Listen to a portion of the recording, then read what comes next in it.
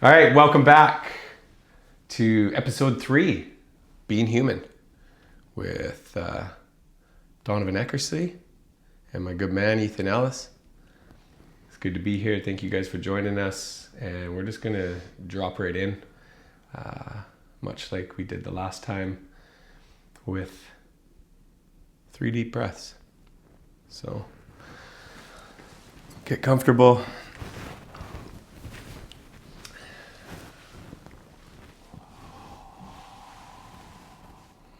All the way out. And in.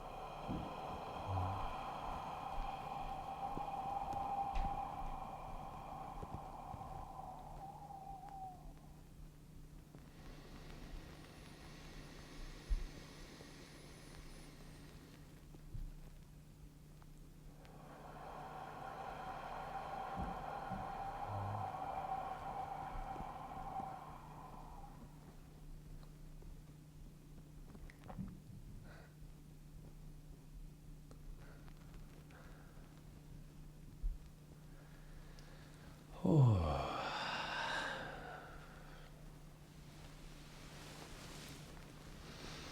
How you doing? I don't know.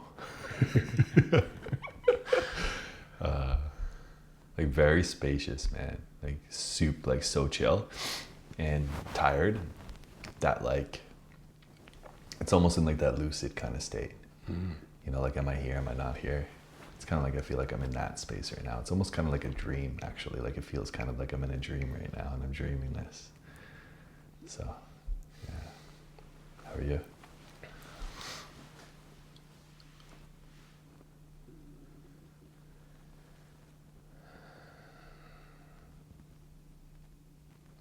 My mind's active. I'm tripping about interviewing you. Well, that's okay. I'm here. Breath definitely helped with that. Anyway, so yeah. Today we are going to, well, I have the pleasure, and you guys had the pleasure of listening to me interview this good man over here, Ethan Ellis. Yeah, and I'm really excited to dive in and see what comes from this man's heart today. I have no idea. I mean, I know a lot about you, that's for sure. I've had that pleasure. And yeah, I'm excited for the audience to get to know a little bit more about you. So, with that, I'd like for you to just tell everybody where you were born and raised, and the environment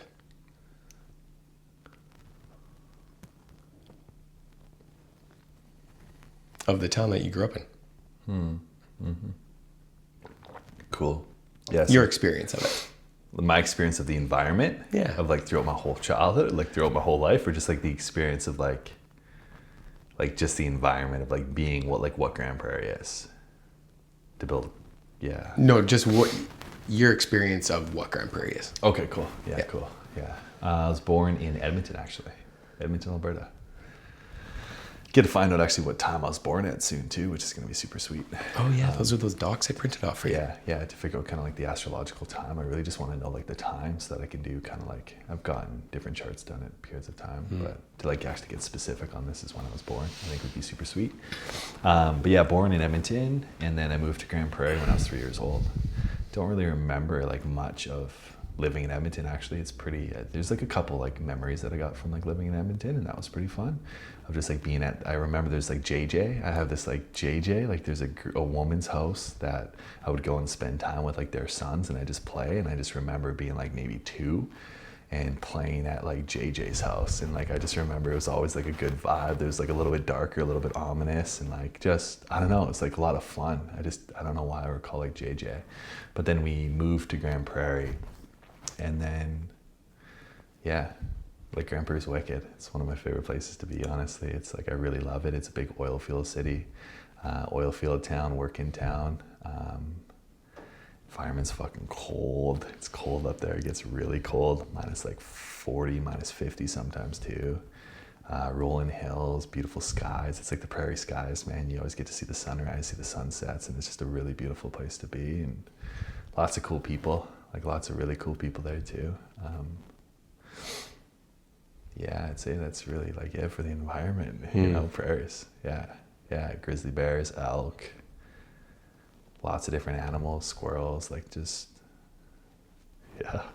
Yeah, it is a beautiful environment up there. It's wild. Very wild, yeah. Wild country. Yeah. Yeah, lots of like just the grizzly, like the bears, man. The bears are just savage up there. Like savage, dude. Just wild, man. Yeah. Yeah. In your family, how many your siblings? Nice. Tell me about your siblings, their names, and Yeah. are you the youngest, the oldest? I lie right dead smack in the middle. I have a younger sister named Beth. Shout out to Beth. She'll probably watch this. Yo, what's up, girl? Yeah.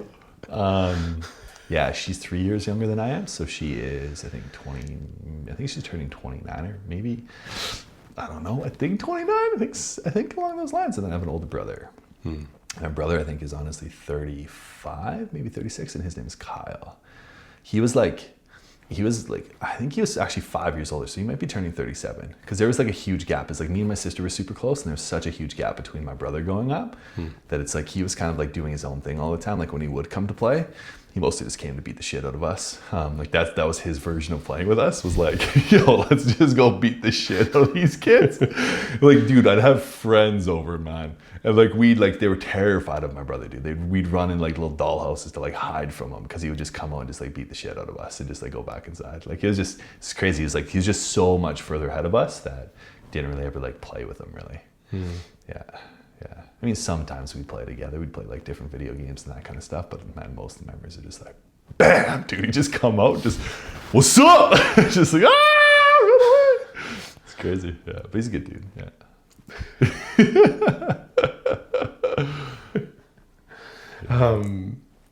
What was your fondest memory growing up with your siblings? It was probably with my sister. Like, I'll speak to my sister first. We had a lot of fun together, man. Like me and my sister had a lot of fun together. We would build in our basement, the parents' basement, like we would build like different like Olympic, like we call it like the Olympics. And we probably had like 3 couches downstairs at the time. They all had cushions you can remove, and those cushions would stand on their own actually, because they were like more firm. So we would like set them up as like a tunnel that you can crawl under, things that you can jump over. We do like just so many different things, but we'd set up the whole basement to be the Olympics, man. And we would just like crush, like just time each other and just go through it and just have a lot of fun in that way. So I feel like that was some of my fondest memories of like moments with my sister, was like just playing like the Olympics and just like playing downstairs in the basement with her. We also used to do a lot of skits, her and I. Like we used to shoot videos and just like interviews, and like we'd like just little fun things like that, man, and just pretend to be people and just like play dress up and all those things like that. It's just a really fun. Like when I think about my sister, it's like I always loved spending time with her. Like as a kid, like yeah, there's moments when I'm pulling my hair out as a kid, as all kids are, and then there's a lot of memories where I'm like, yeah, I just loved actually spending time with her and loved playing with her. And then my brother, man, I actually can't recall like a fondest memory with my brother. Yeah, which is crazy to me that I can't recall like a fond.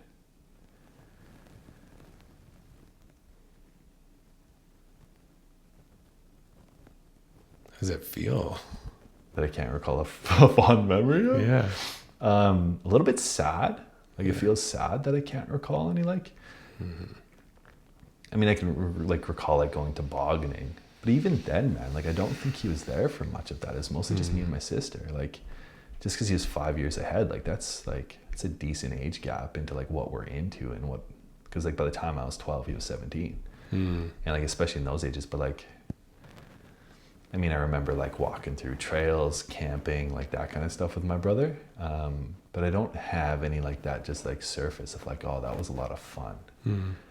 Which, yeah, it kind of feels like a little bit sad and like, oh, yeah, I find that interesting for sure.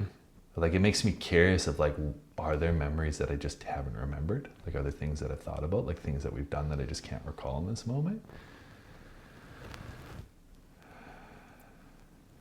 I heard you say that Yeah.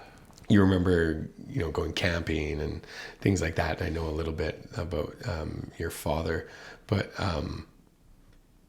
tell me a little bit more, or tell us a little bit more about your mom and dad. Yeah. And your relationship with them, I guess in the younger years. Yeah. My dad, I always looked up to him, man. Like I always looked up to my dad. I loved my dad a lot. Still love him a lot. Like one of my fondest memories with him, man, I can still remember walking to school and getting to hold his pinky. It was like I was walking to kindergarten. Like that's because like we lived like where we lived. It was like there was the school that I was going to like right just like down the block. So it's like super close, like a 5-minute walk. And I remember my mom would always walk me.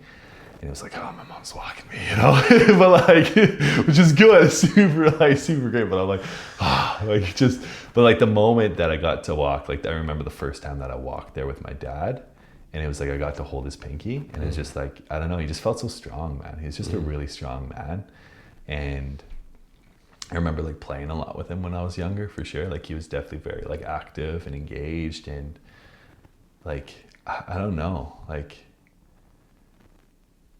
I feel like when we were young, it was really, really good, man. He was really involved, and had a boat, had a house, had the trailer, had all these things, and we would go camping. We did like everything, man. I remember like being in the trailer and like the thunderstorms going on, and everybody's just cuddling. And it's just like, I just remember things like that when it came to my dad, and like my dad always being there, like helping me like ride a bike and like carve sticks and shave sticks while camping and teaching me how to fish. And so like I don't know, like it was like that strong admiration I felt from my dad of like, oh, my dad is like, he's a cool dude. Like he's a really cool dude, and he knows a lot, like just knows a lot. It's kind of like I looked up to him in some ways. It's like a god of like, he's a god, in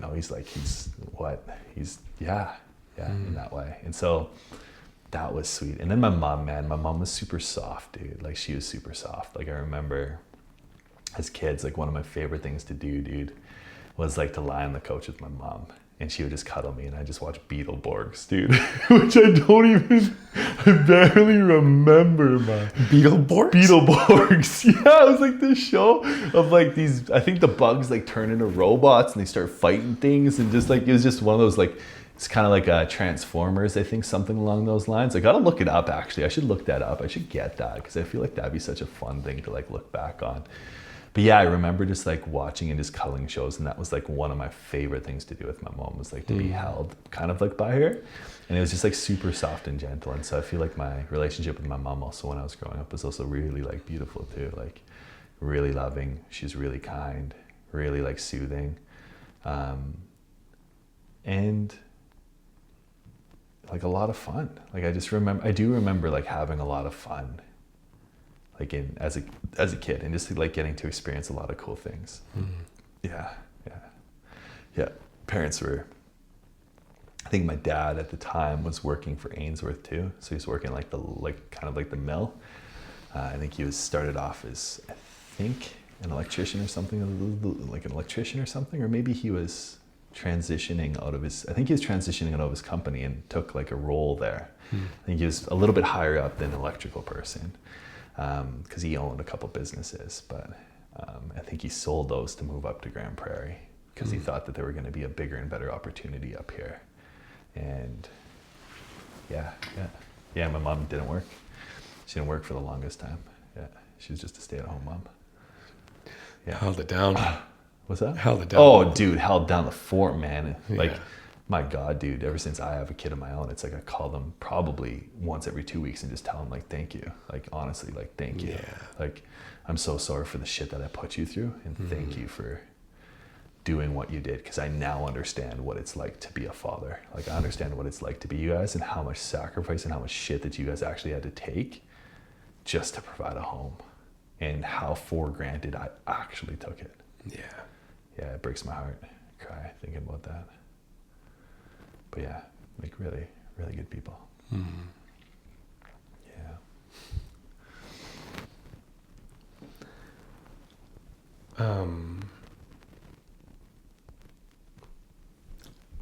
I'm curious about it sounded like you had a really good family dynamic growing up when you were young, for sure. Mm-hmm. And you had a lot of fun, is what I heard. Mm-hmm. And then you got to explore quite a bit outside with your father. I'm wondering, tell me about, I'm curious more about your experience growing up or like going to school. It's elementary school, like, to begin with. Yeah. Because it sounds like you had a really, like, loving and nurturing home life. Yeah. And how did that, like, transpire for you? Like, moving into the classroom environment around other children and stuff like that, rather than just family. Yeah.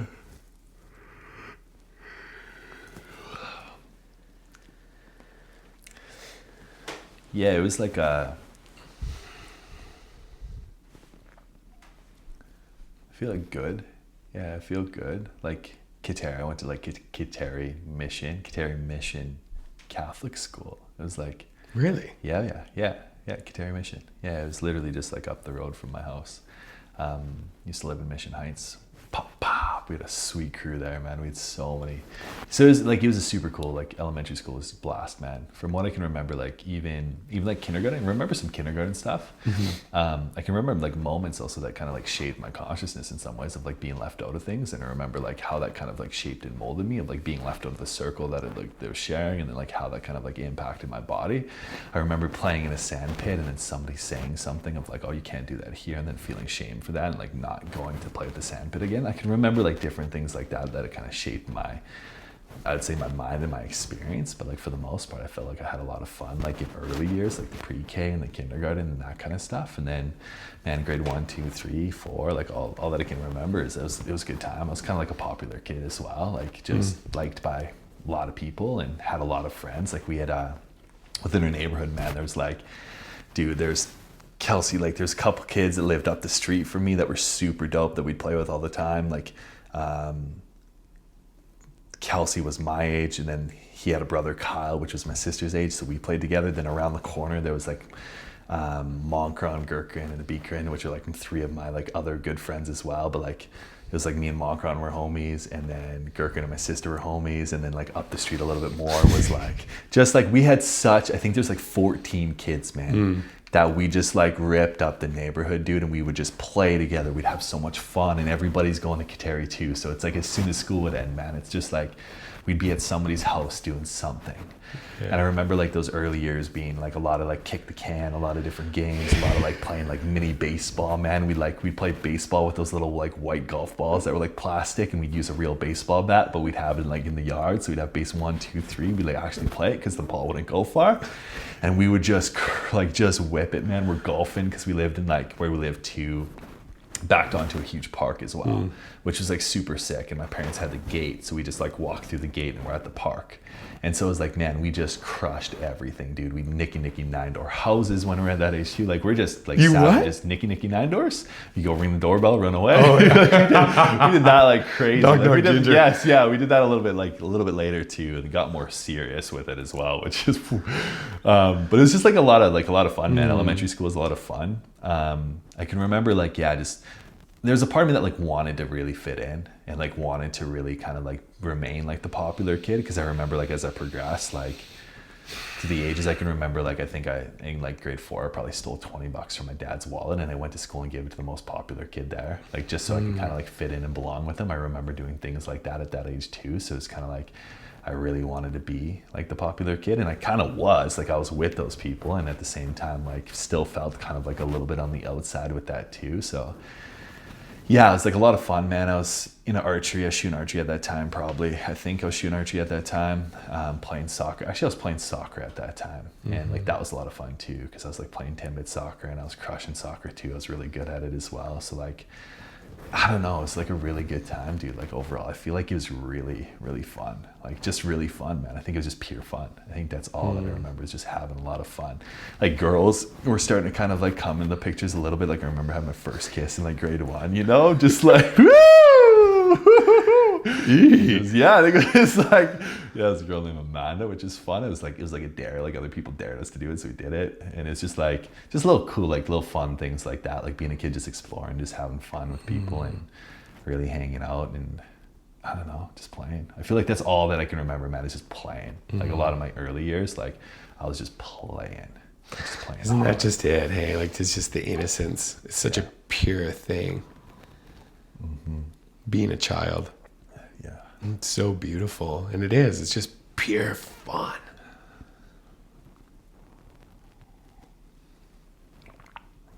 And it's like there's a point in our lives that all of a sudden something happens or things happen, and all of a sudden it's like that innocence leaves us. Yeah. Like, what is that? And what's your understanding of that now? And is there any particular event or just anything that you are willing to share about, like, you remembering that, like, switch from being this, you know, amazing childhood and just playful outdoors and having so much fun just being who you are, and then all of a sudden it's like, oh, but for whatever reason that's like stolen from you almost. Yeah. Light, dark, light again. Light, dark, light. Yeah. You know, it's a song by Fred again. Yeah, my understanding of it, I feel like that's just like the natural process of being human in the society and the world that we live in, is like that you have that childlike innocence and it stays with you, and there will come a point in time in somebody's life and somebody's childhood in which that's going to be taken. Like there'll be events that will rob in some ways you of that, or it's like you experience hurt. I would say a hurt, and you get shamed and you get bullied and you get made fun of, and parents shame you, or like that just begins to kind of like add up, where it's like that spark kind of gets lost, and then it's more about like trying to fit in and trying to become somebody and trying to be something and trying to like look a certain way and present a certain way, or hide things and tell lies and not the truth. And it's just like it just begins that journey into like the descent into the darkness, in a sense. And like for sure that's like the perfect analogy of like what my childhood was like. Because like in the beginning, man, it was so much fun and so much light. Like I remember like just having a ton of fun, and then it felt like it was a snap of the fingers, but I think it was a progression that happened over years, like, and slowly began to build up of like my mom started to drink more, and then that became a thing. And then my dad started to also drink as well. And then he started working 2 jobs as well. And so I feel like the home environment quickly changed. And there was like, they would fight a ton too. Like I remember like, even when I was younger, they'd still fight, but then it got to be more intense and like yelling matches and bickering matches and screaming matches. And like, I'm just like in my room crying, like just hearing this all. My dad's like belittling my mom's like belittling my dad, and it's just like these crazy just roller coaster of events. And at the same time that's happening, it's like there's the transition in school where it's like, okay, I'm not necessarily being the popular kid anymore. I'm going from like being the popular kid to like more so like a little bit chubbier, and like just like different things happening in my body, and like things changing there, and like getting cut from the basketball team and not making it. So it's like the sports that I like kind of like built myself upon, which is interesting because it happened again later in my life, but like the sports that I built upon in my kind of crumbled away in some ways, and kind of like left me a little bit devastated and more vulnerable. Like I remember like, man, I tried so hard on the basketball team. I think it was a grade 7 team. Tried so hard in the practice. Like woke up at 7 o'clock. Well, it was like 6:30. I went to school at 7 o'clock because that's when the list was going to be posted so I could see what was on, and I was just super stoked. And teacher ended up being 30 minutes late. So I just sat there for 30 minutes, just waiting in anticipation, and read the names, and my name wasn't on there. And I remember just like going to the bathroom and crying about that and just being like, fuck, like, man, I was so hyped about that. And I was like speaking it up to like my friends and homies too about how I'm going to make that. And now it's like, fuck, I'm not on that team. And a lot of my friends are.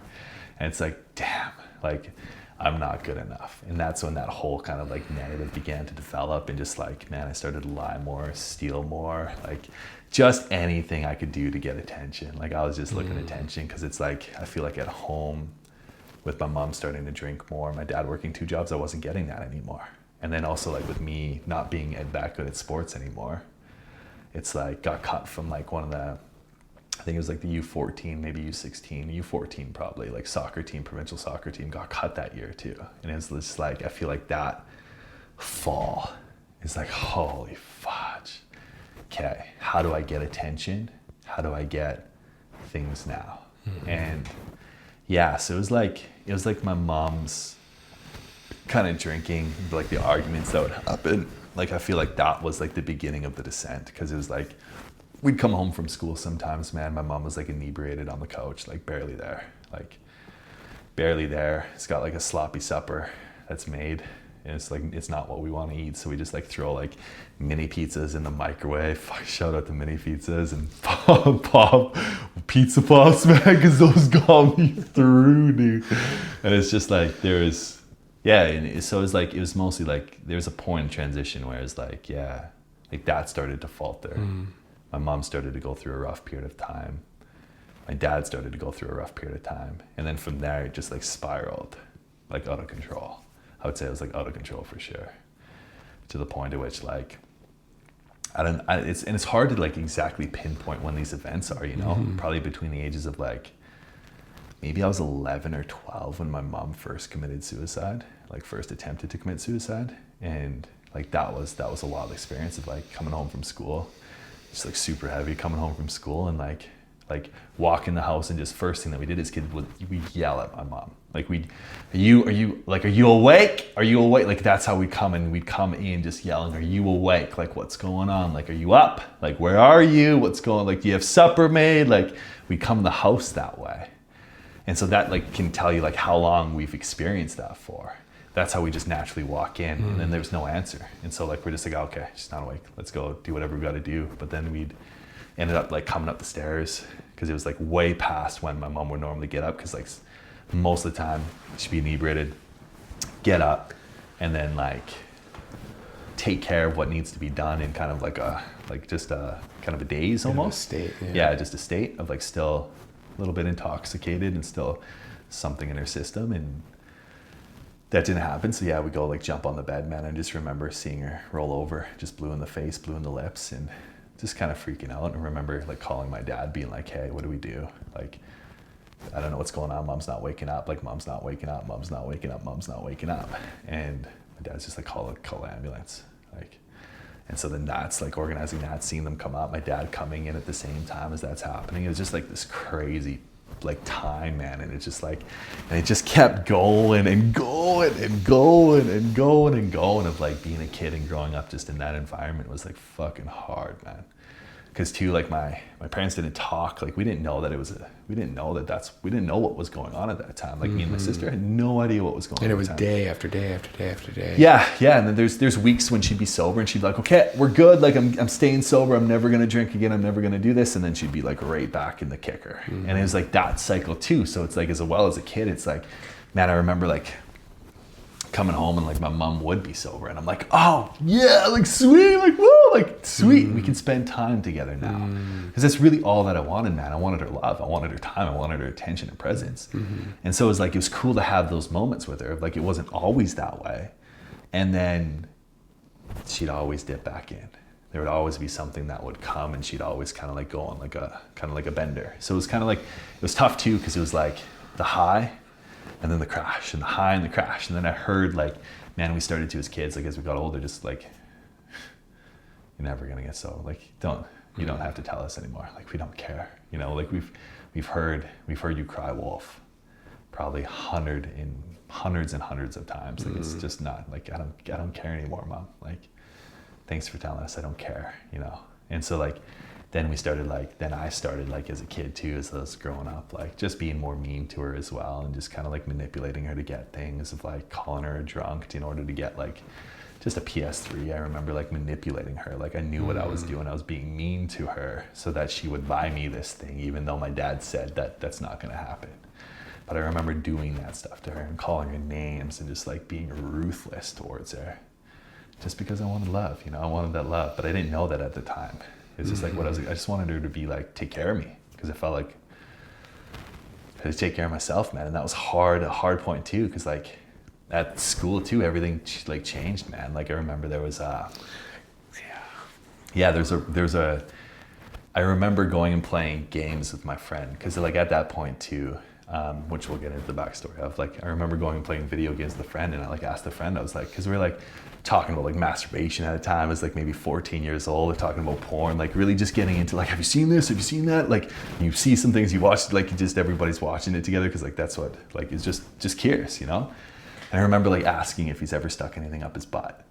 And I remember sharing that I stuck like a marker up my butt as a kid. And I remember walking into school the next day and everybody knew.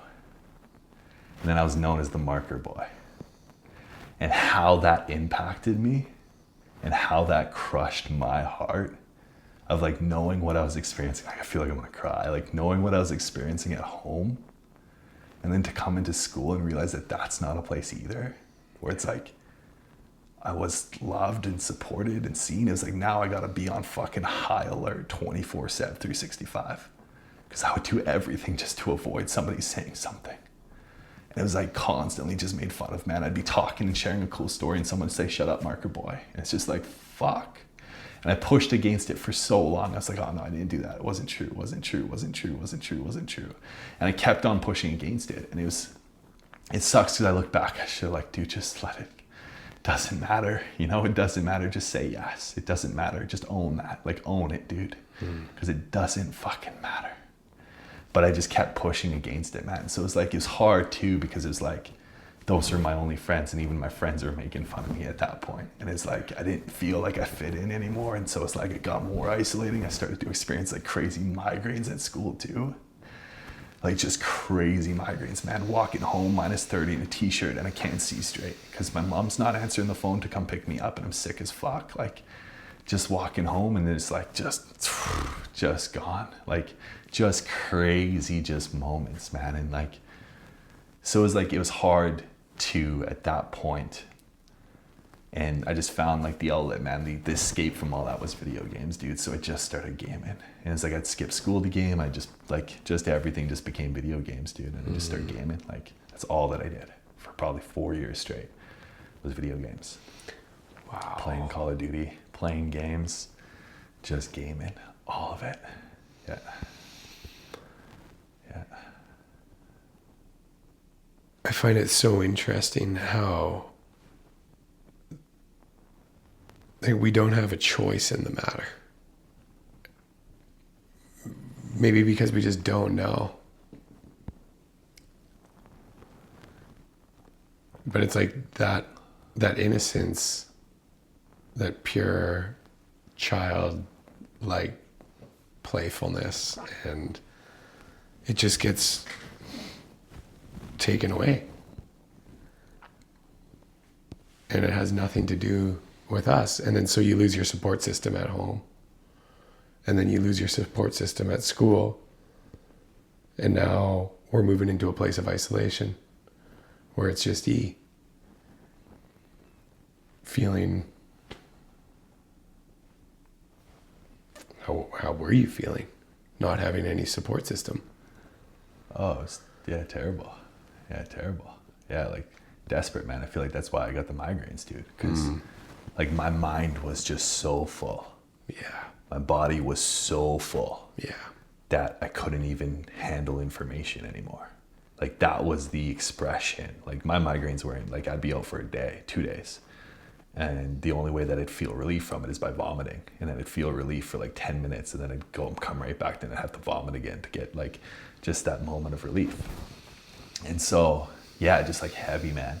And there's moments within that were like good, you know, like moments of like joy and moments of play and moments of playfulness. But honestly, like there's like that huge like void kind of like in me.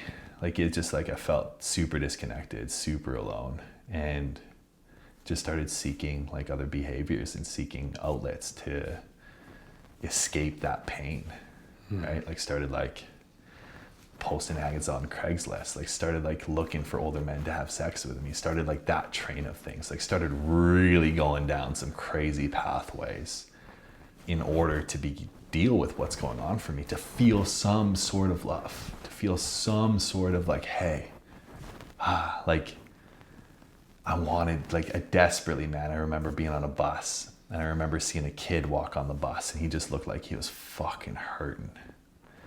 And I just remember, like, I just wish I could have went and talked to him. And he was younger than I was. And it was just like the projection of my own pain. I wish I had somebody to talk to in that moment, because my life would have been radically different if I did have somebody to talk to. If I could just open up about what's going on at home. Because like I tried, like me and my sister tried to hide what's happening at home. We wouldn't bring friends over anymore. We wouldn't bring people over. We just like write off, like we would just write stories and tell our friends stories. Like none of, like even my sister, man, like some of her friends didn't even know that my mom ever drank. Like, cause we just put up the mask and didn't allow people into her home. We just didn't allow people into her life. Like we just always shut the door, play outside, or we'd go to their place or we'd do something else. So it's like, and then it just became the game, man, of just like, how many masks can I put on? How many masks can I wear in the world? How many masks can I put on at school? How many masks can I just like, it's just the game of masks at that point, man. Of like, just do anything for attention. Yeah. Do anything for love. Yeah.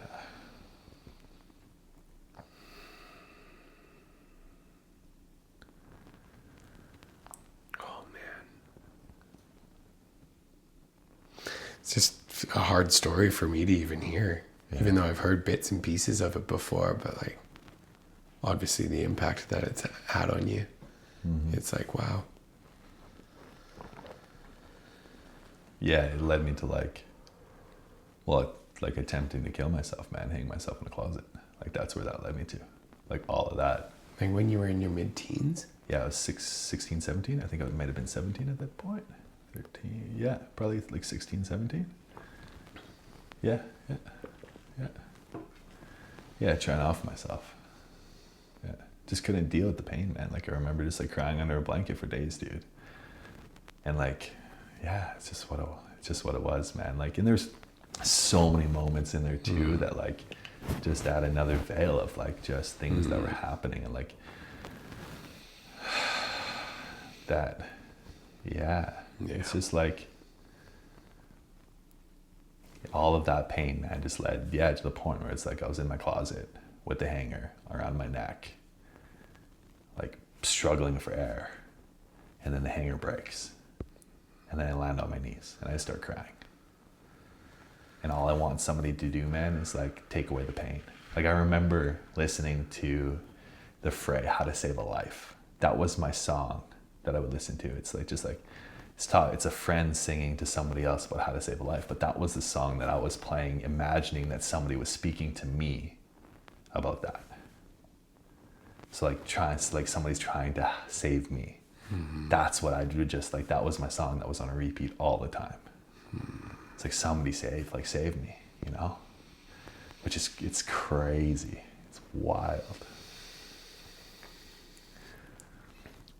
Well, it wasn't too much longer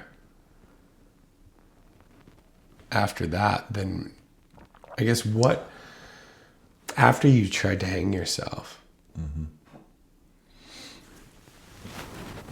and you're struggling for all this support, you're struggling for love, it's just non-existent with your peers, with your parents. It sounds like your relationship continued with your sister.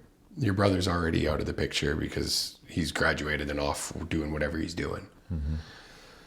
So eventually, what was it that you found that allowed you to feel that love? To feel supported? Was there a friend? Was there a sport? Was there... Yeah. It was like after I graduated school, I really got into like kayaking. Like that's where kayaking came into my life. And that's where I took kayaking to like that next level. It's like, that's really what came in and replaced, kind of like gave me just an outlet for that pain. It was just the outlet. Like kind of fuck all you guys. Yeah. Like, look at me. Yeah. That's all that kayaking was for me, man, was that. Like there was other things too, for sure, but it was just like it's just a huge ego thing. But at the time, it was like the outlet, man. It was the outlet for the pain, so I got really good. It saved your life. It did, yeah, in a lot of ways. Yes, for sure. It definitely, fundamentally meeting Jamin too. Like, shout out Jamin, because he's probably gonna watch this too. Fucking love you, brother. Thank you for just being you, because you directionally changed the course of my life. Like, meeting Jamin was probably one of those things as well, because like Jamin in the sport, like that fundamentally changed everything for me. Like, I remember he asked me to train with him, because he was training, man, the dude was crazy at the time, like just training early mornings on the pond. There's frost, there's ice, it doesn't matter, he's out there just like kayaking. Like he was like taking that sport to the next level too. And then I got to like spend time with him, and just by being around him, just showing me that there's just a whole nother world to things. So it was like after I graduated, that kind of like, yeah, just like pivoted into sport. And it's like all of the pain, all the hurt, all the things that were happening at home, everything that happened to me in school, forget about it in some ways, and we're just gonna focus just on this. Yeah. And that's all that I'm gonna do. That's all that I'm gonna care about. That's all that I'm just gonna navigate, because it was so much fun. And it was like I got good at it too, and like quite good, and just kept growing and growing and growing. Like, ended up becoming the captain of the national team for the first, I think, this second year after I played. I was the captain of the national team for under 21 men. And then I did that for 4 years straight that I was like playing, I think from 17 to 21 until I could no longer play. And just like got to play in Poland, got to play all over the world, like got exceptionally well, man. And it was like for that time, like it was like, I would work as little as possible, and I was partying just in the beginning too. Like when I was 17, I'd party and I'd drink too, kind of like while I'm still getting into kayaking. And that was kind of like a fake IDs at the time. I met a friend through where I was working, and I would party with him, and we'd go to the bars, and I'd be hammered Thursday through Sunday. But then that also lasted for about a year, and then it also teetered off more into sports. So that was kind of like, as I was just getting into sport, it was kind of like I was also drinking at that time, but like phasing kind of like out of that. And slowly but surely, it's like every year just got more discipline, more focus, more this, more like just more dialed. And so yeah, it's like a beautiful outlet to like, just, it's like I went from being nobody in a sense to being a somebody. That's really kind of like what it felt like, was like, okay, look at me now. Like, people in the city know about me, they know who I am, they know what I do, they know that I compete all over the world. I was in the paper a couple of times, like just like things like that.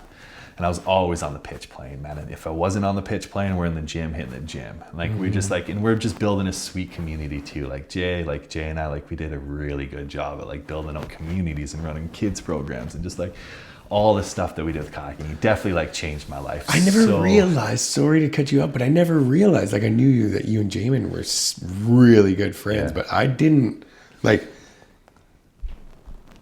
in some way, like that man saved your life too. Yeah. Oh yeah. Huge. Yeah. Like definitely. Even from the drinking and the partying, like he was like, it sounds like he would just pull you, like, no dude. Yeah. Pull me right back. You're coming back. Like we're going to go, we're going to nationals. Yeah. So we got to go train. Yeah. We're going to go to the gym, or we're going to go do this. Yeah. And like you loved that sport and loved that friend so much so that you even wrote a book. Yeah. Yeah. About that sport. Yeah. Canoe, kayak. Yeah. Polo. Yeah. Yeah. Yeah. He definitely like saved my life, man. Like for sure. Like he fundamentally, dude, there was mornings I wouldn't show up for a training session because they were usually like 5 a.m. in the morning. And I'd be out partying the night before. He would be there, man, training. He was always there. And I mean, he was also older than I was. I think he's like 5 years older as well, or like 6 years older. So he was definitely he went through that, you know. He was at a different point where he's like, okay, I'm gonna do this no matter what. And I see what you're going through. I see what you're doing. I see what's happening. I'm still just open arms, you know? And it was never any shame. It was like when I missed a training session, he'd just call me. He'd be like, hey, what's going on, man? Will I see you in the gym later? Will I see you at the next one? And then like that relationship progressed. And like he was super optimistic too, dude. He's a goofy dude, such a goofy dude. And I honestly love him so much, and definitely changed my life, like opened me up to just a whole different way of seeing the world. Like, man, we spent hours, dude, doing what we do, just like having conversations about life, sitting in a parking lot till 3 o'clock in the gosh darn morning. I'd be listening to this dude just talk about life and everything that he's learning and everything that he's exploring and experiencing. It was just like I hated it at the time. I was like, Jamie, let's just do something. Let's do something about this. Let's like put one of your ideas in action. Because he was always just like he just dream and have this beautiful vision. I'm like, oh, let's do it. Let's do this. But I was just impatient. Like that's all that I was just impatient. And but I'd still just sit there with him, man. And I'd still just like listen to him. It's so beautiful. It's like that unconditional, that love that you always wanted. Yeah. This man, like listening to you, he gave you that unconditional love. Yeah. And from that, you just started to blossom, really. Yeah. Like really, I really took like health, fitness, and sport, mindfulness, all that stuff to the next level. Like while that was happening, there's still like the secretive parts of me, and like still those other parts of me that were there of like still looking for men to have sex with me and posting, like still under the surface, like hiding in a lot of ways from like what was actually going on. But yeah, dude, like he provided that role for me, man. Like all he did, dude, like he was crazy, man. I look back and I'm like, why? You know, like why? And like why me to like choose me to train? Like why me? You know, like why be like, hey dude, like do you want to come do this with me? He's almost like your first mentor. Yeah, he was. That's honestly and best friend. Yes. Yeah. It's honestly he was my first mentor, man. Like that's the start of the hero's journey for me, was showing me that there's another way to live. Yeah. Like that's the dude that elbowed me. That's where we're walking around the pond and I'm like scowling at a kid. He just fucking elbows me. He's like, Ethan, smile. Like, look at what you're doing. You know, look at what's going on for you. So it's like definitely just opened my eyes to what's possible up here in the mind. Like that was the first thing of like, I recall it of just like how much that actually just transformed how I saw the world just by being around him. Because it was like night and day, man. Like we were night and day, dude. Like I was night, he was day. And just like, but slowly it's just like day and day. Like slowly I just began to absorb what he was saying, began to see the world differently, began to spend time with him. Then we're living together. Now we're training together all the freaking time. And I feel like we're just so crazy. Both of us got to be just so crazy and so fun together, man. It's just like a really, really good time. Like Beth, like for sure. Yeah, beautiful. Like changed. We got so many memories like together, and I just super grateful. It was like, it's probably the first man like I actually trusted and began to like rebuild that trust from like men, from people, from males. Like, yeah, dude, he was like my best friend, man. Yeah. Dude, I'm so happy for you. I can't believe I haven't met this man, and maybe I will one day, but like, wow. Like even at, such a young age, like at that time, you're 18, 19, 20 years old, 21 years old, I think you said, is when you had to stop playing for the youth or whatever team. But like to even be introduced to mindfulness at age 20, age 21 is huge. So that actually would lead me into my next question, which probably opened you up even more. Because at that point, you're a father. Well, right now you're a father. And Link is 8 years old. Beautiful little dude. And it wasn't much longer after that you had met up with Cass, Link's mom. And that completely changed the trajectory of your life again. And in some way, I'm grateful for Jamin too, for the impact that he had for you to be able to hold it down as a 21, 22-year-old father. So tell us a little bit about that. Yeah, it was a wild journey, man. Like in between, I had Link when I was, I think 22. I think I just turned 22 because he's 7.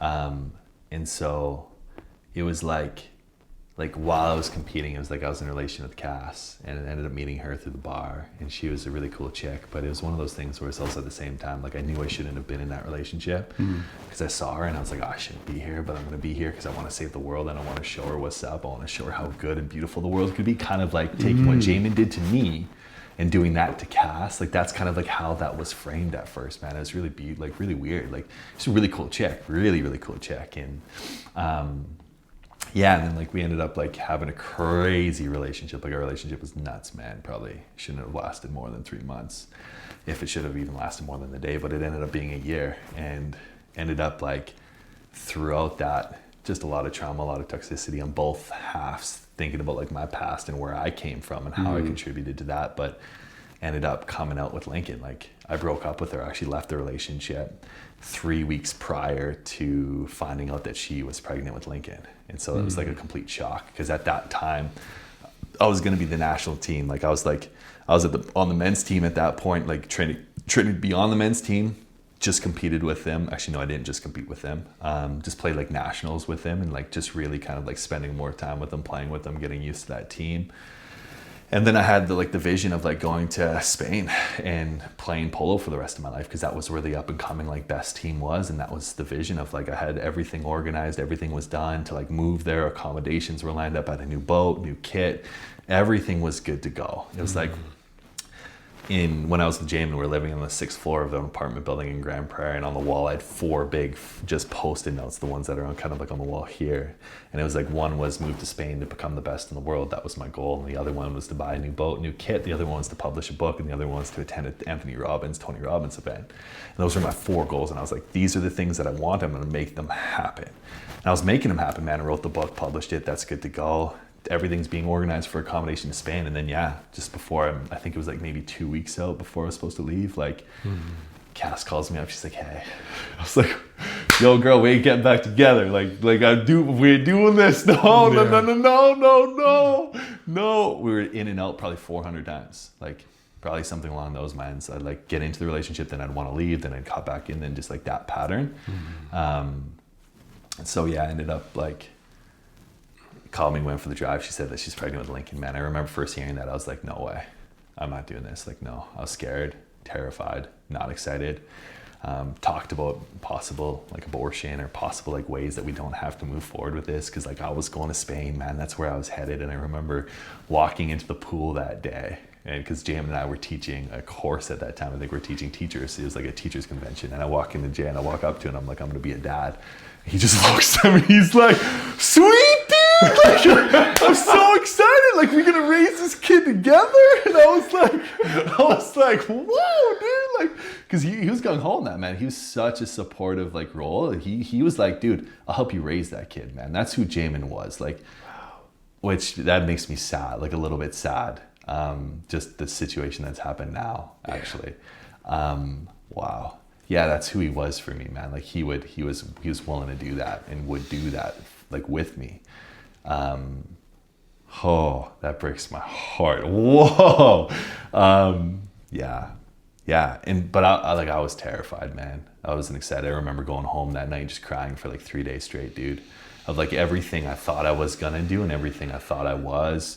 I knew that like in the moment that she told me that it was like the little voice in my mind was like, polo is no longer relevant. Kayak polo's, it's not it anymore. It's not going to create financial security. It's bidding for the Olympics, but who knows when it's actually going to become an Olympic sport. There's going to be more funding. At that time, I was just getting by, like working as minimal jobs as I could just to save money, but mostly just training and like some fundraising. So it's like, I just knew that was no longer it too. So it's like, I was looking up at this wall and 2 goals were just off the board. Like that was no longer it. And I just remember the question just kept coming back to me, like, who am I? Who am I now? Who am I now? Who am I? And that came with such like a heaviness of like, I didn't know who I was, because polo and sport was everything to me. It was how I got validation, how I got love, how I got attention, how I got approval. It was who I was. and to not have that, to drop out of school for that, to give up everything in my life for that, was like, who am I? You know, and that led to, well, You're about to find out. yeah. Just that led to like, well, diving into meditation, really. Psychedelics, started dabbling a little bit into mushrooms, had the first experience, thought it was really cool and relieved a lot of anxiety for me, and had a couple like cool, interesting things happen, but really just dove into meditation and started spending, at that time I was already meditating for about 15 minutes, like probably every day, just for focus and just really just. And this is before while Cass was pregnant? Yeah, this is while Cass was pregnant. Like, yeah, her and I weren't in a relationship for the first 7 months. 6 months I didn't see her. So in that 6 month span, it was like, okay, I got to figure out my life at this point. I have 6 months to figure this stuff out. So it was like Tony Robbins, that was still on the list. I was like, I'm going to hit that. And that was you wiped out 3, but Tony Robbins is right there. And I'm going to that. Tickets are booked, flights are booked. I'm good to go. Jamin was working for WestJet at the time. So it's like I was able to fly super low cost too. So it's like perfect.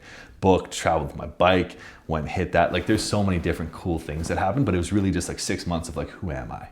And you really got to figure this out, because what you're doing at this point, and at that point too, like still on the side, like posting on, like still seeking sex from men, still doing fucked up things, like beautiful, amazing things to get attention and love that were twisted and wicked. And putting myself in situations that just traumatized me more in some ways, and just weren't good for my body, weren't good for my soul, weren't good for anything, but still just feeling drawn to them because it was just like this urge that I just couldn't shake. But yeah, that just dove me into like more meditation, man. It turned from 15 minutes to hours, dude, and then hours into multiple hours. And I was meditating for like 6 hours at a fucking time in the 6th floor apartment building, man. Just meditating, dude, just meditating, man. I just wanted to know who I was. I wanted to know why I was the way that I was, what's happening, what's going on. I started going crazy, dude. Like my whole room was filled with vision boards and purpose and just statements and just everything about like what's changing, who, like just piecing it all together and just like trying to figure this out. Cause like I just knew, I had this hunch that something wasn't working. Like who I wasn't working, and something needed to change, but I didn't know what that was. It was like that was the big question. What needs to change and what needs to be different about me, because this isn't okay. Like something's wrong here, and like something's wrong with me. It's kind of like that. There just felt like there was just this deep flaw within me. And yeah, like meditation led to like 6 hours, multiple days in a row. And it turned into like spans, man. I would just meditate for a long ass period of time, just trying to figure out who I was, experience some pretty crazy things. And then that led me to actually, like I was in meditation for an hour and 45 minutes, led me to like, I was this 3 hour meditation, man. I was halfway through, I was pissed. And like, it led me to like the moment of like understanding and seeing that I was sexually abused as a kid. Like that's where that's where I first remembered that. I blocked that out for 23 years of my life. I blocked out that memory. It was an hour and 45 minutes. I'm meditating in my apartment building. I transitioned to lying down. As soon as I hit the floor, it's just like body flooded, emotions happening, sensations happening in my body. And I'm just like kind of like convulsing in some ways on the floor of my apartment building, not understanding what's happening, being flooded with images and memories and sensations and smells and tastes and all the different things that are happening, and being like, holy shit, that's why I am the way that I am. This is why this pattern is happening in my life. So then things began to make sense, man. And I went on this crazy fucking journey, dude, of like, that just like obliterated me. Cause it like, that light bulbed me to like why I had a pull towards sticking things on my ass. Yeah. That led me to okay, that's why that was happening. That's why I felt those urges. That's why I felt the urges to keep going in that direction, to looking for men to have sex with me, to actually meeting up with men to have sex with me, to like doing that. It's like, I was like, holy fuck, this all makes so much sense now. And then I started diving in like just so many different books around trauma, therapy, all this stuff at the same time that was happening. And then like I competed dude, it was a wild year, man. That year, dude, was like, just like nuts, brother. Yeah. Nuts. Yeah. It was like, I played in Europe for 2 weeks. For the last time I played polo, we like crushed. We tied the Spain team 2-2. It was like fucking good way to send it off. But I knew that was the last time that I was going to compete with the men's team. We did really well, hung up the paddle. Didn't tell anybody either. It was just like, like, that's it. That's the last time. Go have fun. Go play your sport. Go enjoy. And then from there, flew to New York. And that's where I went through Tony Robbins. And like the span that things happened was so fast. It's like I flew to Tony Robbins, was there, still not sure if I'm gonna be together with Cass or not, and how that's gonna go as well. Like we're in communication around, do I even wanna be, like, do we want to be in a relationship? Do we just do this separately? What's happening? The therapist that she was seeing is like, go just take 6 months of space, see what happens, really take that time to work on yourself. And so, yeah, in New York, seeing Tony Robbins, just having the time of my life, feeling free as fuck, you know, just really just starting to like understand and really like take the positivity that I was experiencing with Jamin just to like a new level, because there was like that understanding that started to come in, that self-awareness that started to come in through the meditation of like I began to experience some things. So it's like, okay, I'm really building this capacity within myself, and ended up meeting 2 women there that introduced me through serendipity, man. It was like the first day or second day. I was like, remember looking over in the corner of my eye, out of a stadium of people, there's just 2 girls, and I'm like, there's the voice that's like, you gotta talk to those 2 girls. And I was like, no, yo, I'm here to just fucking dance on a railing, dude. I was like, the railing in the stadium, man. I'm just up there just fist bumping, dude, to like the music and just in the vibe, dude. Wearing a free hug shirt, man. At that time I was just so fucking loving, dude, giving free hugs everywhere, just all sorts of shit, just crazy, man. Giving free hugs in the mall, just like, dude, it was crazy. Just that flip of just expansion. That's all that was. And then on the 3rd day, like the next day I showed up, they weren't in those seats, and I was like, fuck, I missed my chance. Next day I showed up, they were sitting right beside me. It was like I sat, and then all of a sudden they run up and sit beside me, and I was like, no way. And they ended up sharing a story about like how they're coaches. They're both coaches at the time, life coaches, and who they got trained by. Alex, shout out to Alex if she ever watches this. I don't think she will, but maybe she will. She's a super beautiful woman. She worked and trained under Sean Smith, and that's who taught her how to coach. And she's like, oh, here's the contact information. So after that event, it was super beautiful. Got to walk on like hot coals too, just like, let's go, you know? I flew to Dominican Republic after that because I was like, I just want to go soul search, bro. Like, I just got to figure this out. And so I spent like the first couple days that I was there, I think I was there for like 4 days in total. I was going to be there, supposed to be there for 2 weeks, but in there for 3 days, sent an email to Sean. Sean's like, yo, I got a workshop next week in California. You coming? And I was like, man, that's crazy. It's going to be $3,700 USD, and I don't have that money, man, barely making anything. So I called Cass, and I was like, hey, Cass, like, this is what I'm going to do, just so you know, because that's a big financial decision if I'm going to be in a relation, like if I'm going to come back in with you. And was that the first time you spoke to Cass? Yeah. I was in like, we kind of like kept in touch like a little bit around the baby. And so it was like me touching base with her, like, hey, I think I should do this. Because she was also somebody I really love her. I really do love her, and I really cared about her. And I wanted just to, like, we're having a baby together. And if I'm going to be with her, I wanted to, like, include her on that decision. Just because, like, it's a big decision. Like, that's almost $5,000 Canadian, man. And so ended up saying yes to it. Flew to Dominican, flew to California, didn't have a place to stay. Slept in the airport, man. I slept in the airport under the seats because I couldn't afford a home. I couldn't afford a hotel where they were staying. It was like super pricey. Airbnb, I don't think was around at that time. So I would... First day, slept under the seats at the airport so that nobody could see me. Shitty sleep. Go to the workshop, hang out there. Go back to the airport, sleep under the airport again, just because I didn't have a place to I was just like, but I'm gonna do whatever the fuck it takes to like figure this out. And just the process is like I ended up sharing with 17 other people. Like it's just a really good time, like sharing about the abuse that I experienced as a kid, the sexual abuse. The first time I ever shared, and that was super, super beautiful. And then I got led through an experience, and that was the first time I ever felt love. Was in that experience, like deep love in my body. Like ended up getting led through a process of like almost re-experiencing the moment, but having power. Like what would I want to say? Like in my body, like reliving it, but what would I say? And I just remember yelling, stop. And I go into like, I'd start bawling, I'd start crying. Then I just come out of it and I just yell, stop. And then I go back to like fear and kind of like just like reliving the moment over and over and over. Yeah, somatically in my body, just processing all of the emotion that was around that, the fear. And he led me through that. And then I came to 45 minutes later, don't remember much of it, to be honest. It felt like just a whirlwind. I was like, it was black, then it was light, then it was black, then it was light. And it's this crazy experience. And then I just being hugged by 17 people, you know? And 17 beautiful people holding my head. I still have that picture of me. I'm wearing fucking braids in my hair because I was in the Dominican and got my hair braided, you know? Nice, man, nice. I had that done when I went. Did you? Nice, dude, yes. Yeah. Cornrows. Yeah. I love it, man. I can't wait to get them done again, dude, because they are fire, bro. Fire, man. They're bomb. That's dude. so funny.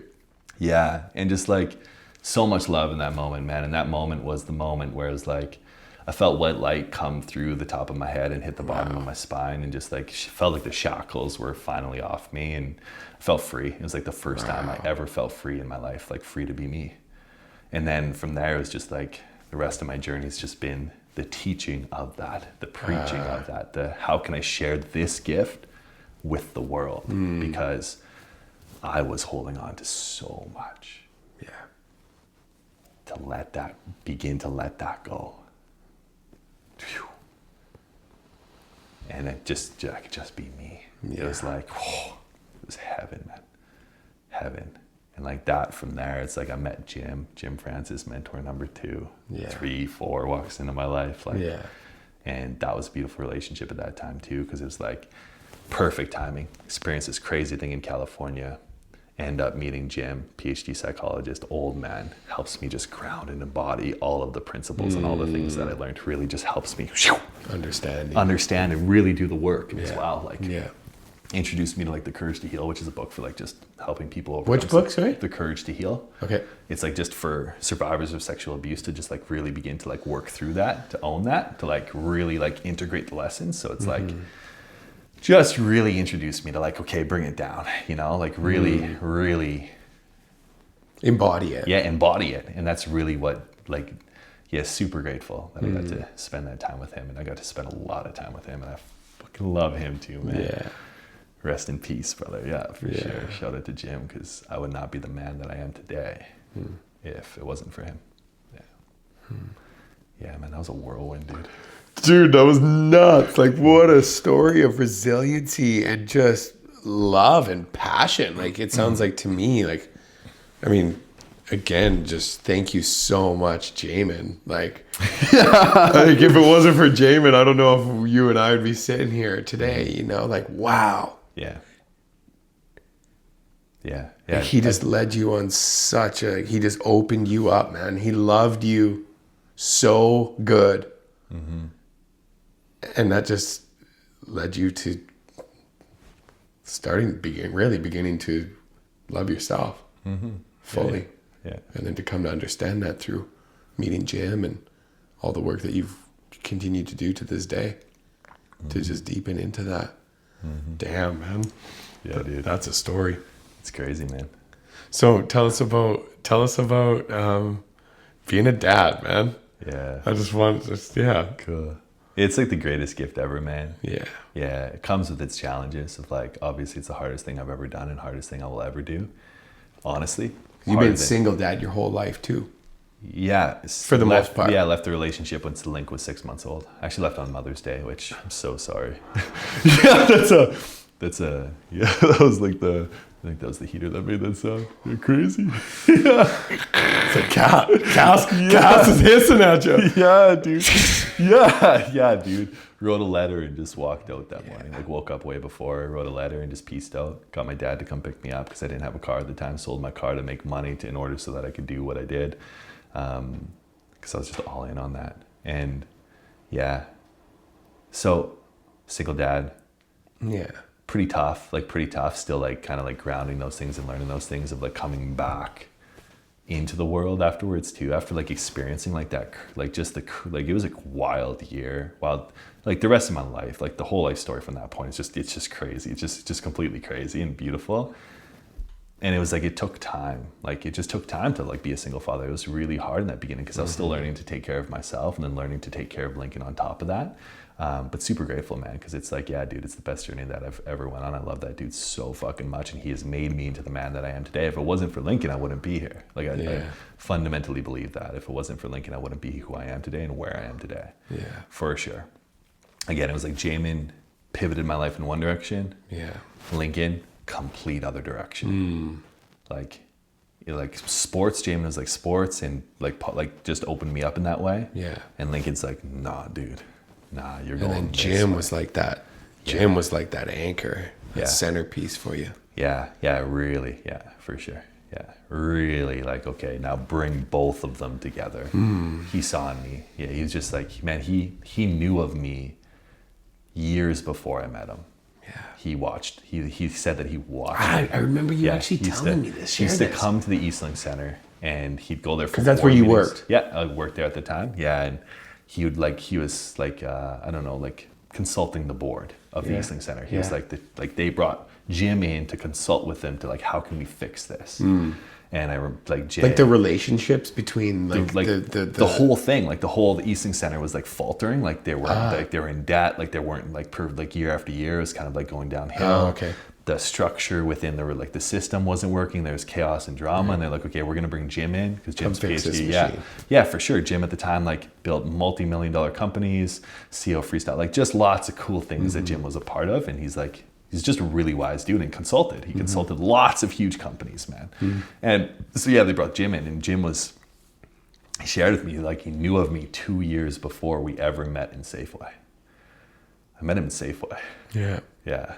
Through serendipity. It was like from Dominican Republic, I flew back to Grand Prairie one day, went to Safeway to get bananas so I could make a smoothie, ran into Jim, met Jim, swapped it, he gave me his business card, told me to call him when I came back because he's looking for a life coach to work with him, and then ended up coming back and connected with him. But yeah, like it's just a crazy like serendipitous, man, from that moment of like super love Jim. And he was fundamental to me as a father, dude. He really like was like the second father for me. Like that's how I would say it. Like he really mentored in me in that way of like the ground, like helped me ground, but also like just the second dad. He was like my second dad, man. And he cared about Lincoln so much, dude. He loved Lincoln so much, dude. All that he wanted to do was spend time with Lincoln. Like that's what he wanted to do. Like it was beautiful, man. Like he loved Lincoln, dude. I have pictures of like him holding Lincoln and just spending time with Lincoln. He took us on like just different trips and different adventures, and I got to spend that time with him, and just like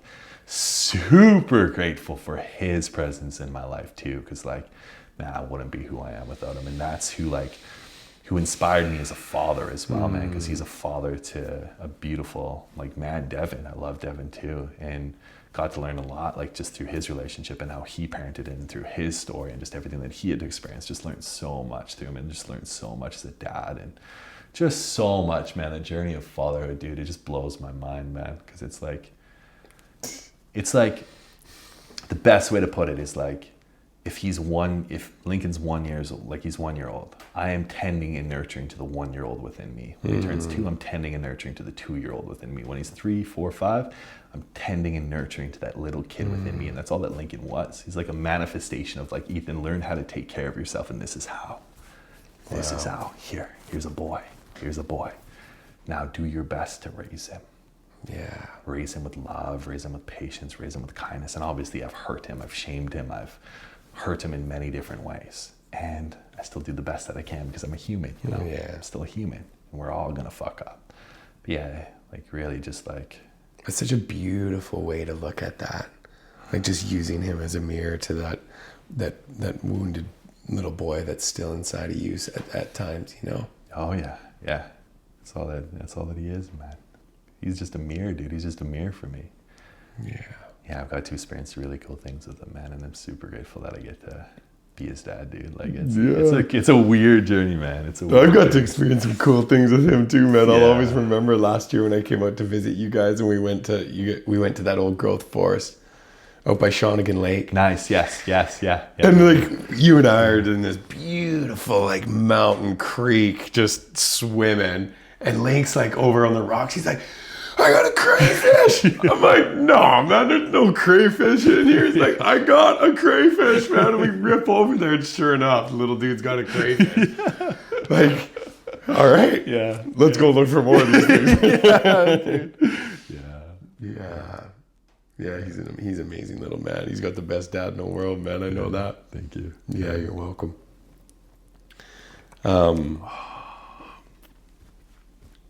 Yeah, wow. You mentioned I heard you mention certified life. Jim was looking to work with a life coach. Yeah. And so is that what you are? Do you do that sort of work? Yeah. Is that why you mentioned that? Yeah. Is that what? Is that why you mentioned that? Jim was looking Jim was looking for that because at the time he wanted to collaborate in some way. He had a program. He was running the Imagine program, and the life coach that he had was out of the East Coast, and she wasn't like, he just didn't want that like particular. He wanted somebody more local that everybody could work with. Yeah. And what the Imagine program was helping women who were overweight kind of come back to being healthy, and it's through kind of like a holistic approach of life coach, physiotherapist, strength and fitness trainer, psychologist. And so it's really diving into helping these women live and lead healthy lives, man. And so he was looking for like a life coach at that point to support that program. Yeah, and that was you. Yeah, and that was me. He's like, no way. Like, it was just crazy how we came together in Safeway. He's like, I was like, this is what I'm gonna go do. He's like, because he knew of me. He's like, oh, Ethan. I was like, yeah. I was like, hey, what's going on? And it was funny. We bumped over bananas, man. Just so crazy, dude. Like the serendipity that takes for me to be there and him to be there and that moment to happen is just nuts. And yeah, he's like, yeah, I'm looking. You bumped over bananas? Does that mean you guys like... Yeah, we literally met at the banana section, man. Like literally at the banana section, dude. I remember reaching for bananas and Jim's right there. Yeah. You know? And it's just like, oh. And he's like, dude, I've been watching you. You tell What the fuck, man? You know what I've been through? Yeah. Don't be watching me. Oh my God. It'd be crazy if he told me that right away, man. He didn't tell me that for like years later. That'd be crazy, dude. Yeah. So, it's wild. But that's why he wanted to exchange, because he knew who I was already, and he's like, okay, you're it. I want you to be a part of this. Yeah, beautiful. Yeah, and that's what started me working with Jim in that capacity. I started coaching in that program with him, and that's where we kind of began to collaborate together on that. And then we started to build that out too. We're looking at scaling that, making that go bigger as well, like making and reaching more people, hitting it online, just doing different things like that. And I started to coach out of his office as well. He started to refer and pass clients to me too. I started to like work out of his office, and eventually led me to like kind of taking over the front office for him as well, like the admin stuff. And so like I automated that whole system for him and started working from that capacity, brought his whole thing online to just make it so that I didn't actually have to have a job, so I didn't need to be there. That's really what I did for him, is like build up his website, made that like rechange the whole look and brand of that, put it on like everything was automated, man. So all that he had to do was meet the person, walk away, and there didn't have to no longer be the front desk person there, because that's a lot of money that he was paying somebody, well, a decent amount of money that he could just put back in his pocket. So helped him out in that capacity, and two, it helped me out at that time too, because I was like coming out, I didn't have a job, man. I gave up everything, dude, just to pursue coaching, because I came back from that seminar. I ran an event, with 50 people. I mean, 50 people showed up to my event, which is like pretty good in Grand Prairie, man. Like 50 people were there, dude. It's nuts. Oil and gas town that like the culture is not that. Yes, yeah. 50 people roll up, man. We're breaking boards. We're doing cool exercises, man. At that time too, I was also flying back and forth through California, because I was also mentoring under Sean too. I was like at his events that he was putting on, and he was working for he was running like Mary Kay events, that they'd have these huge like Mary Kay events with all these women, and he would go on and speak and do a keynote and do different exercises with them. I got to like be his like side man for that too. So like different mentorship things along those lines, man. Like just crazy things at that point. But like, yeah, just doing that work, man. Just being a life coach. Really just like trying to understand the system that brought me to where I got to experience what I experienced, and then how can I begin to help other people do that? And then I also felt a huge liberation from my mind at that point too, because during all that meditation, that's when I began to experience like, who am I? Like, oh, I'm not my thoughts. Oh, I'm not my body. I'm not my emotions. What the fuck? Like I began to really deeply experience that, and I just wanted people to know about that too. Yeah. So it's like, that's really just where life coaching came in.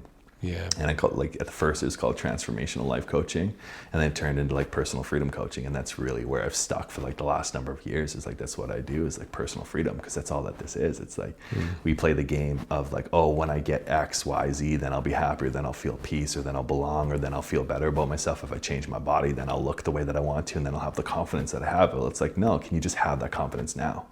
Can you have your happiness now? Can you realize that you have it all in this moment, and then come from that place? And it's like, really, it's just like sharing that with the world as best I could, and the best medium that I could find at the time was coaching. Yeah. To do that. And you're still doing that today. So what's that look like today? Yeah, it's working with one-on-one clients. Like I run group programs every once in a while. Yeah. We've ran men's groups together in different capacities too. So Yeah, mostly just one-on-one stuff right now that I work with clients. I work with clients one-on-one on a one-to-one basis. We meet bi-weekly, weekly, monthly. I have different clients of different places. It's a good mix, man. It's women and men. And I get to work with lovely people that I just love. Shout out to all the people that I get to work with who might even be listening to this at that time. There's some that I won't name just for privacy thing, but you know who you are. And I know you know who you are, you know? So, yeah. Yeah. That was really funny. That was really funny. That was good. It took me a while, but I got it. Yeah. Of like, yeah, it's just a good time, man. It's like conversations like these, but I get to have it with other people. And it's really just like all that I do is provide the mirror like Lincoln does to me, like anybody else does to me, or any mentor, any teacher, anybody's ever taught me anything, plant medicines, meditation. It just shows me the mirror. And all that I do is reflect the mirror to other people and their thinking and their thoughts and what stories they're caught up into, how to connect with their body, how to connect with themselves, and ultimately just how to get fucking free. Because like we live in the world, man, where it's like we're so... when I get there, or when I get to where I want to be, or I'm not where I want to be, or we shame ourselves or beating ourselves up. So it's really just fundamentally coming back to like, you in this moment are enough. You're worthy. You're all of those things. And once we even let go of those stories, that's where we really get to who you are. It's like realizing that when we let go of the stories of I am enough, I am worthy, I'm not enough, I am not worthy. Like when you let go of all of that, it's like you just land in the place of being. And from there you find yourself. And from there you just live your life for the rest of life, abundant as fuck, because you realize that everything you've ever wanted is right here and now. Yeah. And that's really what coaching is, man, is just different systems and modalities and ways and programs, and everything is just getting people there. It's bringing people home to themselves, home to the part of them that's been there all along. It's just been covered with dust or shit or hurt or trauma or pain. Taken away. Yeah. Yes. Through all of that stuff. Yeah. Like we kind of kicked it off with that, right? Yeah. With the innocence, it's just like... Yeah, it's coming to see that innocence was never ever taken away or robbed in that sense. Like it always remained. It just got covered with some shit. Yeah. It felt like it got robbed, but it's always there, you know, it was always there and it's always been there. Yeah. Just covered with shit, covered with dust, covered with pain, covered with hurt, covered with shame, covered with all of it. Yeah. And all that it is just brushing all of it off. The layers of the onion, peeling back the layers to get back to the core of who and what we are. Yeah, and it's a process, man. Yeah, long process, man. Fuck. Last 10 years, man, 8 years, I've been in this process. 9 years, well, my whole life led me here, but yeah, it's a huge process, for sure. Patience, yeah. I want to hear a little bit more about just a little bit more about that process, if you wanted to expand upon it, like any sort of, like you mentioned, meditation has been a really big, powerful teacher of yours. You briefly just mentioned plant medicines. Is there anything else that, like what other things, where do you put your focus so that you can remain free and clear to be able to guide people back home themselves? Just it's like just being in the work myself, understanding that that's a forever process. As long as I'm here as a human being, I mean, I don't know if I'm going to become enlightened. Like I'm not enlightened at this moment, I don't think, I can't tell. And I don't know if I ever will be. And it's not so much about trying to reach a destination, but rather understanding that my whole life I'll be in some sort of this. And so it's just like being in the work of constantly like holding up mirrors to myself through meditation, through breath work, through pranayama, through yoga, through men's teams, through men's groups, through coaches, through mentors, through other people in my life that I surround myself with, through brothers like you that help mirror and show me and hold the mirror of like, yo, dude, what this is out of whack, or I love you, or just hold space. It's just all of those things, man, contribute to me being able to hold space for someone else. Is like me getting held. Like that's a huge part of that.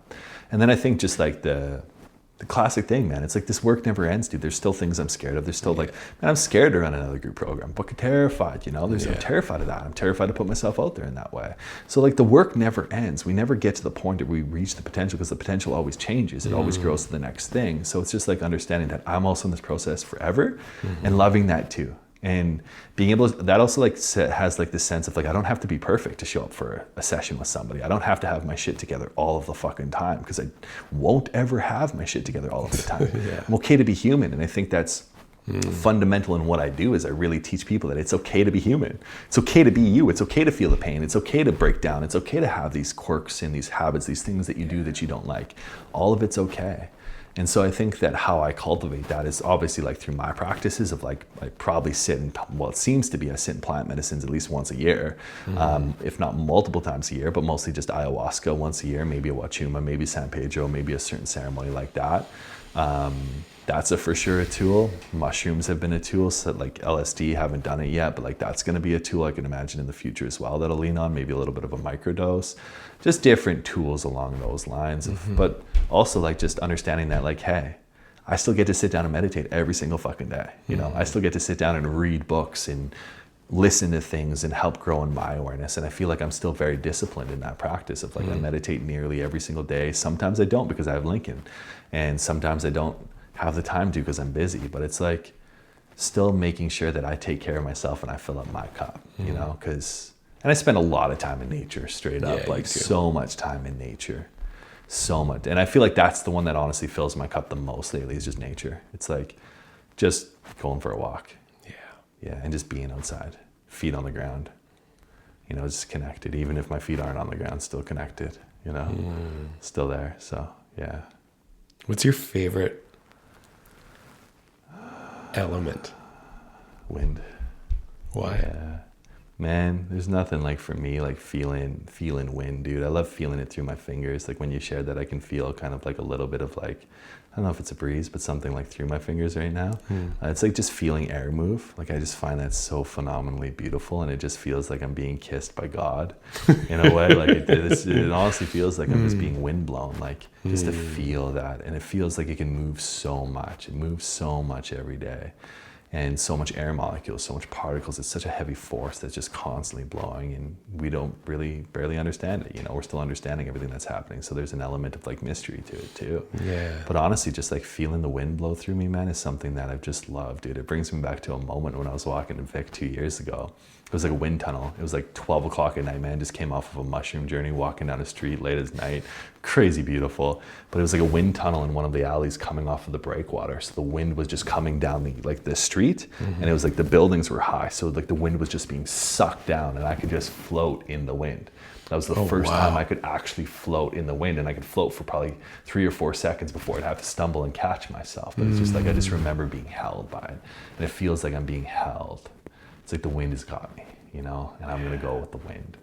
And yeah, that's mostly it. I love that so much. Yeah, man. Yeah. It's a beautiful, beautiful thing, dude, to feel the wind. And just like, I don't know, I feel, it just blows me home. Yeah, it just blows me home to my heart. Every single time I see it, every single time I feel it.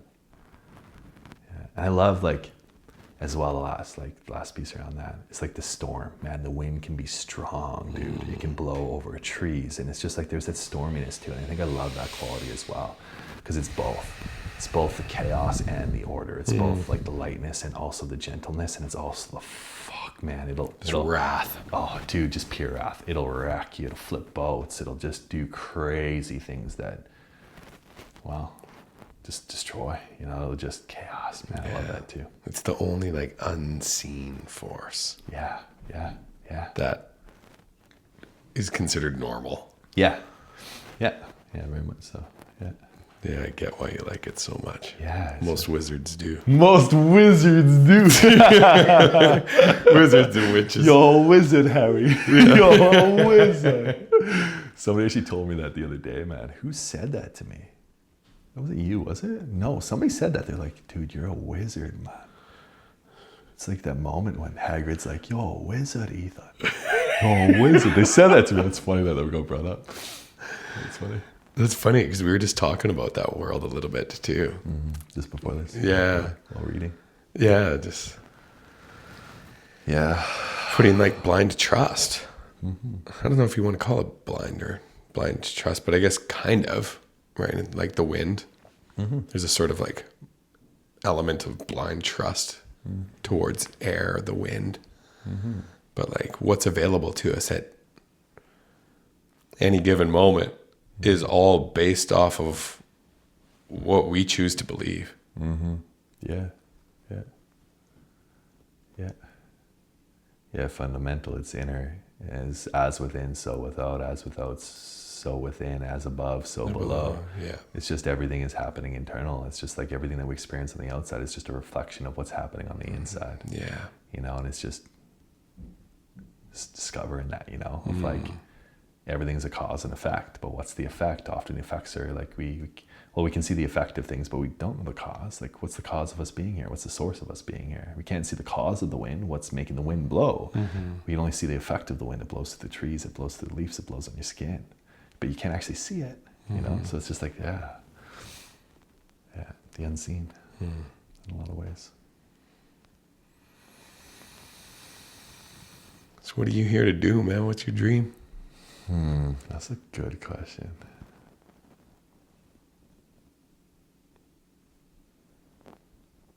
Just to love. Yeah, that's it. Yeah, that's the dream, man. Is to love and to be a space of love that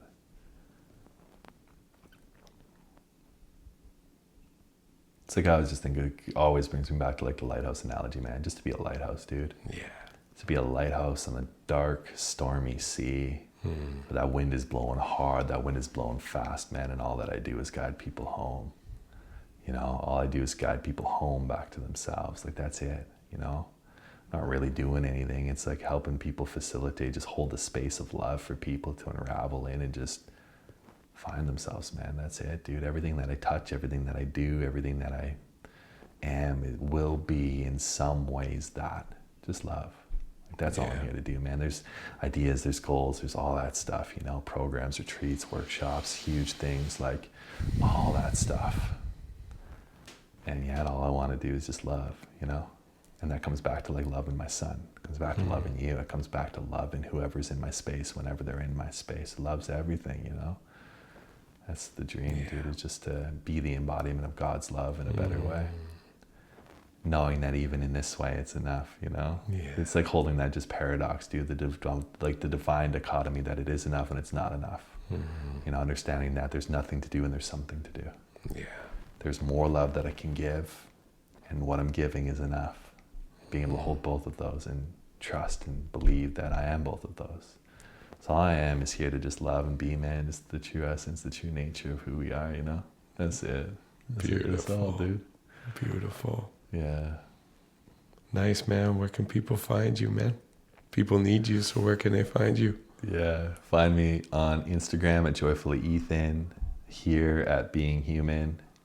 You find me at ethanelliscoaching.com, and just Google Ethan Ellis Coaching and you'll find whatever you need to find. Yeah, this man's creating good stuff. God's creating good stuff through this man. Yeah, dude. Yeah. Yeah, brother, is there anything else you'd like to say?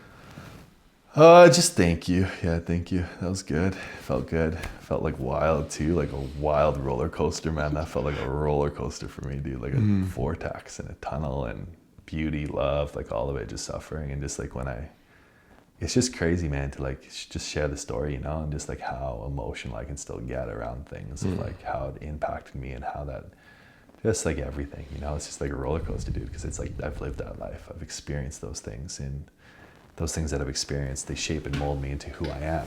And that's a beautiful thing. You know, it's a beautiful thing not to push those things away, but to love those things, you know, because those things made me who I am.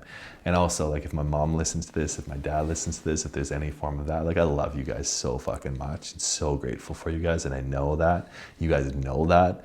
And everything I share isn't from the space of like blaming you or putting that upon your shoulders, because I know that you did the best that you could with the tools and consciousness that you had at that given time. I know that we've even talked about that. Like, I've shared that with them all. And like we've went into conversations and deep dives around all that stuff, around forgiveness and just loving them and just loving who they are and just coming to terms that, hey, this is just what it was. And that's okay. And so just like so much love to them, man, because they made me who I am today. And I wouldn't be who I am today if I didn't experience those things. So shout out parents. Yeah. Shout out my sister too. Just like, thank you for being there. I'm sorry that you had to experience that too. Yeah. Thank you to Jamin. Thank you to Jim. Thank you to you. Thank you to Sean. Everybody that's ever mentored me. Preston as well. Like Preston Smiles. Thank you to everybody that's ever made me who I am, man. Yeah. And then thank you to you for being here and listening to this, for tuning in, for hearing my journey, my story, and parts of it. Because there's so much more that wasn't even explored, you know. It's just like your interview. It's like there's so many questions I still want to ask you. It's like I feel like we could do this every single time. Absolutely. You know? Always it would be different every single time. Yeah, and just stop and then, okay, let's take the web that way. Yes. Then we'll go that way. Yeah. Because there's so much learning in that, you know. There's so much learning in the things that have made us who we are if we're willing to look at those things. Yeah. Because it's just who we are, you know. Yeah. It's part of us. Yeah. I love that too. So, yeah, just super grateful and honored to get to share that story, man, in that way. And to be able to do the work on myself, to be able to share that too. Yeah. And own every part of it. Yeah. Thank you so much, brother. Your medicine. I love you. Yeah, I love you too, brother. Thank you guys for tuning in. We'll catch you next week. Peace. No!